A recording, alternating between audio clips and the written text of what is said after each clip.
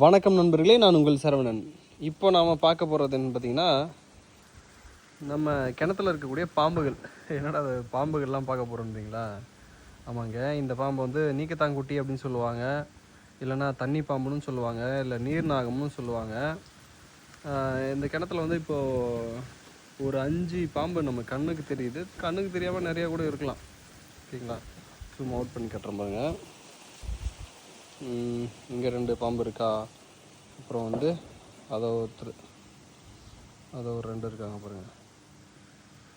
மொத்தம் இப்போ 4 வந்து ஃப்ரேமில் இருக்கா? ஆமாம், 4 பாம்பு ஃப்ரேமில் இருக்குது. இங்கே ஒருத்தர் செத்தலில் இருக்கார். அது செத்தலில் இருக்கார். அங்கே 4 பாம்பு ஃப்ரேமில் இருக்குது பாருங்கள்.